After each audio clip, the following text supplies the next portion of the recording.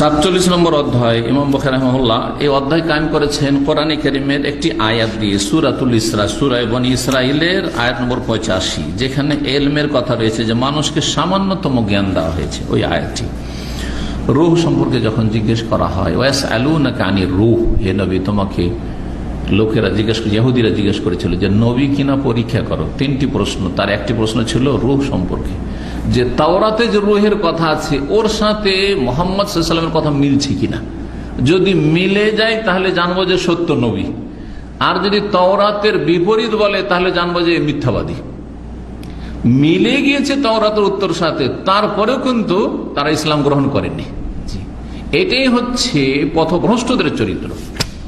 কোরআন এবং হাদিসের কথা যতই বলেন না কেন, তাওহীদ সুন্নাতের কথা যতই বলেন না কেন, এক শ্রেণীর মুসলিম সমাজে যারা শিরককারী আর বিদআতকারী আছে, বা চরমপন্থী আছে, পথভ্রষ্ট আছে, যারা বাড়াবাড়ি করে, এরাকে যতই হেদায়েতের কথা বলেন, কথা বলে আমরা কোরআন হাদিসের কথা মেনে নিব। যদি কোরআন হাদিস দেখিয়ে দেন না এটা মানা যাবে না, এটার অর্থ আমাদের এমন বুঝেনি, হ্যাঁ, তারা এটার অর্থ অবশ্যই বুঝেছেন, আপনার চাইতে বেশি বুঝতেন ওনারা। জি হ্যাঁ, এক তবলিগীকে ফাজাইল আমলে শিরক পর্যন্ত দেখিয়ে দেওয়া হলো এই ইসলাম সেন্টারে, আজকে থেকে 18 বছর আগে। মসজিদে আমতি করতো এখানে, এই পুরানা মসজিদে দেখিয়ে দেওয়ার পরে সে বলছে যে দেখেন আমরা কিছু বুঝি না, মৌলানা জাকারিয়া আমাদের চাইতে অনেক বেশি বুঝতেন।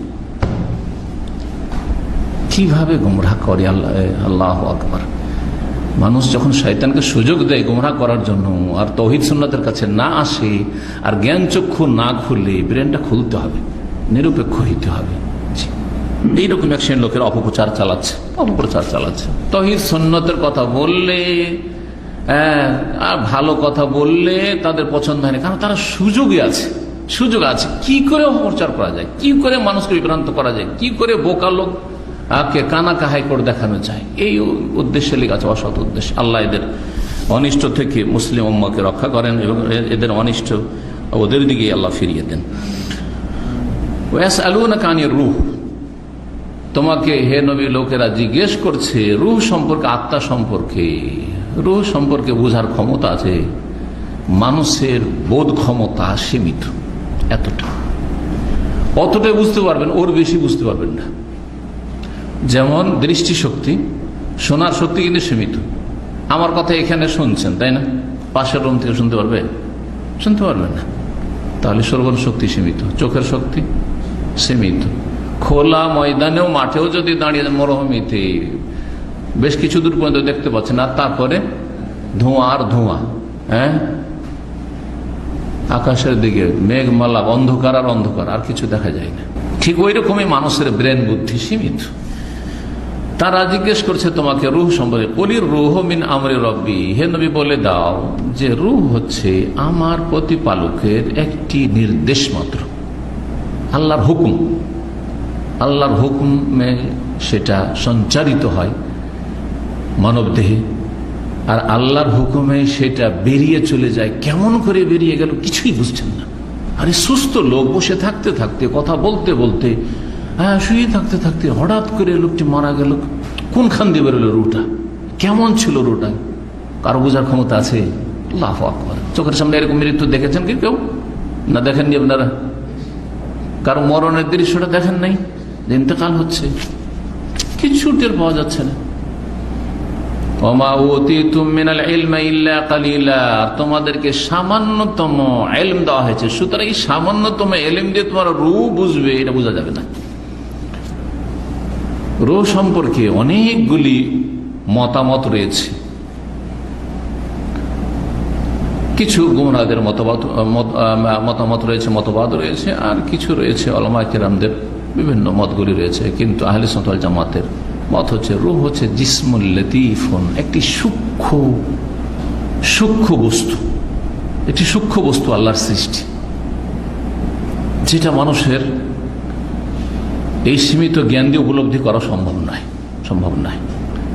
উদাহরণ দিয়েছেন কিছু উলামারা যে ফুল, কোন ফুলের সুগন্ধি আছে খুব বেশি? হ্যাঁ, গোলাপ ফুল, গোলাপ ফুল, তাই না? গোলাপ ফুল না পদ্ম ফুল? গোলাপ ফুল। হ্যাঁ, কোনটাই ঘ্রাণ বেশি আছে? হ্যাঁ, গোলাপ ফুল। গোলাপ ফুলের কথা বলি। গোলাপ ফুলে শুনছেন সুগন্ধি আছে, কিন্তু সুগন্ধি দেখতে পাচ্ছেন? হ্যাঁ, ছিঁড়ে টুকরো টুকরো করে দেন, সুগন্ধিগুলো বের করবো, পারবেন? তো যেমন গোলাপ ফুলের ভিতরে সুগন্ধিকে এমন ভাবে আল্লাহ মিশিয়ে সৃষ্টি করেছে যেটা আপনি দেখতে পাচ্ছেন না, কিন্তু নাকে যেহেতু সংহার শক্তি রয়েছে সেটা দিয়ে আপনি অনুভব করছেন, এতটুকু অনুভব করছেন, কিন্তু দেখতে পাচ্ছেন না, বুঝতে পারছেন না কোথায় আছে সুগন্ধিটা। ঠিক ওই রকমই হচ্ছে মানব দেহে যে রূহ, আত্মা আছে, আত্মা, এটা সবাই বিশ্বাস করছেন। এই লোকটি মৃত, আত্মা নেই, আত্মা বেরিয়ে গেছে, আল্লাহু আকবার, কিন্তু কিছুই উপলব্ধি করছেন না যে কেমন করে আছে আর কেমন করে বেরোলো। আল্লাহু আকবার। মিন আমরি রব্বি, এটি একমাত্র রবের নির্দেশ। এই কথাই তাওরাতে, সেম কথা যা কোরআনে কারিমে নাযিল হচ্ছে মিন আমরি রব্বি, এই কথাই কিন্তু তাওরাতে মিলে গেছে। তারপরে ইহুদিরা ইসলাম নিয়ে আসেনি। আসহাবে কাহফ সম্পর্কে জিজ্ঞাসা করেছে, উত্তর দেওয়া হয়েছে। যুলকারনাইন সম্পর্কে, যে এক রাজা, এমন প্রতাপশালী রাজা ছিল, সারা বিশ্ব জয় করে ফেলেছিল। তখনকার যুগের বিশ্ব ছিল চায়না থেকে শুরু করে ইউরোপ পর্যন্ত, আমেরিকার হদিস ছিল না, আটলান্টিক একবারে তীর পর্যন্ত। হ্যাঁ, আটলান্টিকের পরে আমেরিকা, কানাডা, আর ব্রাজিল, তারপরে দক্ষিণ আমেরিকা ইত্যাদি। কিন্তু ইউরোপ পর্যন্ত, এদিকে পশ্চিম দিকে আর পূর্ব দিকে আপনার চায়না পর্যন্ত, উত্তর দিকে আপনার রাশিয়া পর্যন্ত, সাইবেরিয়া পর্যন্ত, আর দক্ষিণ দিকে আপনার তো ভারত মহাসাগর, বেশি তো নাই, তাই না? এমানের পরে, ভারতের পরে সবগুলির আধিপত্য কায়েম করেছিলেন তিনি, ছিলেন যুলকারনাইন। মুহাম্মদ সাল্লাল্লাহু আলাইহি ওয়াসাল্লাম যদি নবী হন তো অবশ্যই বলতে পারবেন। বলে দেওয়া হইল সূরা কাহফ, ওয়াসআলুনাকা আন যুলকারনাইন কুল সাআতুল আলাইকুম মিনহু যিকরা। এই যুলকারনাইনের উপদেশ তোমাদের সামনে আমি পড়ে শোনাচ্ছি, শোনো। তারপরে ঈমান নিয়ে আসলো না, হতভাগা এই জাতি। বলছেন ইমাম বুখারী রাহিমাহুল্লাহ, অধ্যায় এই ব্যাখ্যাগুলি করে দিলাম। বাবু কাউলিল্লাহি তাআলা, এই অধ্যায় হচ্ছে মহান আল্লাহর এই বাণী সম্পর্কে। ওমা উতীতুম মিনাল ইলমি ইল্লা কালিলা, হে মানব জাতি, তোমাদেরকে সামান্যতম জ্ঞান দেওয়া হয়েছে। সূরা ইসরা আয়াত নম্বর 85।